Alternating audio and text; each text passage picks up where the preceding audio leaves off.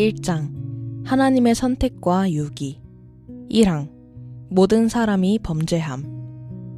모든 인간이 아담 안에서 죄를 범하여 저주 아래 놓여 있으며 영원한 죽음에 해당하기에 만일 하나님께서 모든 인류를 죄와 저주 아래 버려두시고 그 죄로 인해 정죄받도록 하는 것이 그의 뜻이라 해도 사도의 말과 같이 어느 누구에게라도 그가 불의를 행하신 것이 아니다.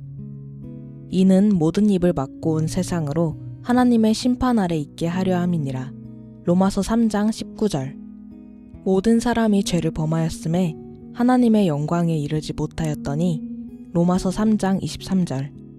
죄의 삭은 사망이요. 로마서 6장 23절. 첫째 교리는 하나님의 선택과 유기로부터 시작합니다. 즉 하나님이 이 세상을 창조하시기 전에 영원한 생명을 얻을 사람을 선택하셨고 영원한 죽음을 당할 사람을 유기하셨다는 것입니다. 우리는 이것을 이중 예정이라고 말합니다. 예정이란 무엇입니까? 웨스트민스터 신앙고백서는 이 예정에 대해서 하나님의 결정에 따라 하나님은 그의 영광을 나타내시기 위해서 어떤 사람과 천사들은 영원한 생명에 이르도록 예정되고 다른 이들은 영원한 사망에 이르도록 예정되어 있다라고 가르치고 있습니다. 칼빈은 예정에 대해서 하나님이 말씀이 알려주는 것 이외의 것을 알려고 하는 것은 길 없는 황야를 걸어가는 것이거나 또는 어두운 데서 무엇을 보려고 하는 것 못지않게 어리석다는 것이다 라고 말하면서 예정에 대한 교리는 중요하므로 무례한 논의나 침묵은 불가하다고 보았습니다. 예정의 개념에 대한 바른 정의를 내린 사람들이 있습니다. 폴라누스는 예정은 신이 이성적 피조물을 영원전에 이 일시적이고 자연적인 생명을 넘어서는 일정된 경역으로 정하여 그들이 그 결정과 더불어 영원전에 미리 설정한 방편에 의하여 그리로 인도되는 그의 결정이라고 말하였습니다. 또한 리세는 예정은 신이 창조되고 타락이 결정된 인류 전체 가운데서 얼마를 영원한 생명으로 나머지는 영원한 사망으로 미리 정한 인간의 예정이다라고 말하였습니다.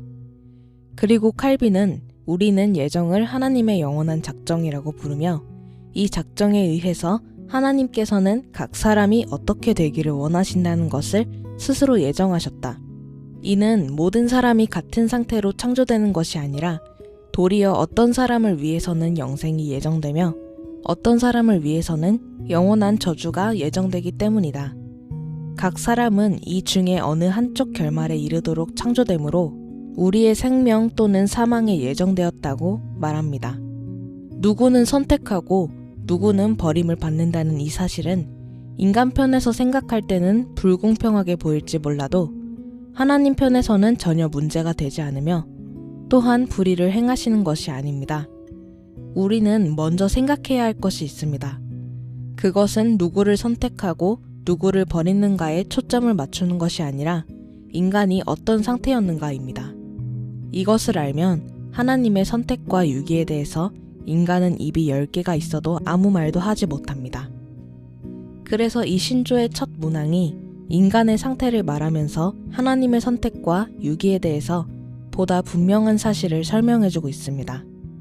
도르트 신조는 인간의 상태에 대해서 아담 안에서 범죄하여 저주 아래 놓였다고 말하고 있습니다. 누가 아담 안에서 범죄하여 저주 아래 놓였습니까? 바로 모든 인간들이라는 것입니다. 저주 아래 놓인 인간들은 하나님의 심판을 받아 죽을 수밖에 없는 존재입니다.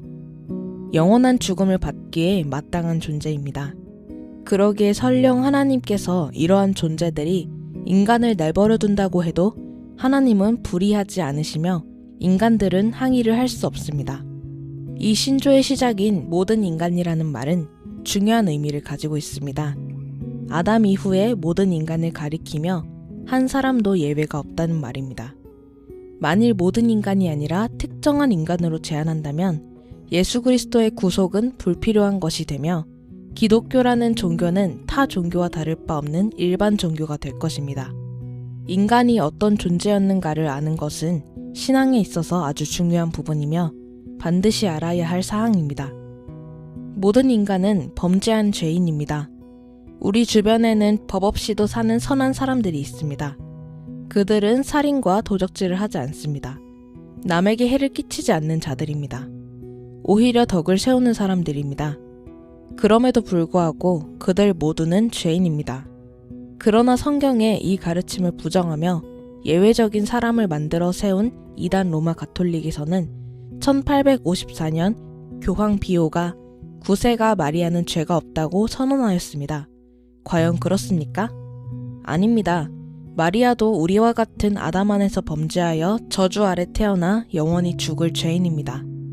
사도 바울은 기록한 바 의인은 없나니 하나도 없으며 이러므로 한 사람으로 말미암아 죄가 세상에 들어오고 죄로 말미암아 사망이 왔나니 이와 같이 모든 사람이 죄를 지었으므로 사망이 모든 사람에게 이르렀느니라고 로마서 3장 10절과 5장 12절에서 말씀하였습니다. 그러므로 마리아도 죄인입니다. 만일 마리아에게 죄가 없다면 바울이 말한 성경은 하나님의 말씀이 될 수 없습니다. 그리고 마리아에게 죄가 없다면 예수 그리스도의 구속은 반쪽짜리 구속이며 이것은 성경이 말씀하시는 구속사역이 아닙니다. 아담의 범죄로 인하여 그 이후의 모든 인간은 모두 죄인입니다. 오직 예수님만이 죄 없는 사람으로 오셨습니다. 성경은 모든 사람이 죄를 지었다고 분명하게 말씀하고 있습니다. 바빙크는 죄로 인한 죽음에 대해 모든 사람이 아담 안에서 죽었다면 그들 모두가 그 안에서 죄를 지었다. 죄와 죽음은 아담의 범죄로 말미암아 세상에 들어왔고 모든 사람에게 이르렀다. 이는 이 범죄가 특별한 성격을 띠었기 때문이다. 즉 이것은 특별한 법이 어김이었고 아담 개인으로서만이 아니라 인류의 머리로서의 아담으로 말미암은 범죄였기 때문이다라고 하였습니다. 그리고 칼빈은 죄악 중에 출생하였으며 모친이 죄 중에 나를 잉태하였나이다. 시편 51편 5절의 다윗의 고백은 자기의 부모의 죄를 비난하는 것이 아니라 자기는 잉태된 때부터 악했다고 고백하는 것이며 이것은 다윗에게만 있는 일이 아니며 인류의 공통된 처지를 대표한 것이다 라고 하였습니다.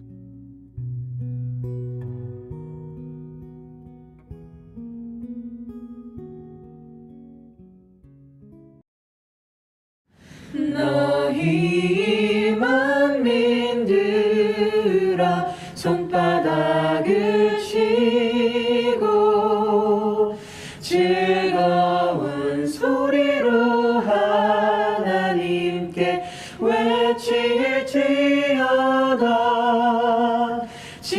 지존하신 여호와는 어미하시고 온 땅에 그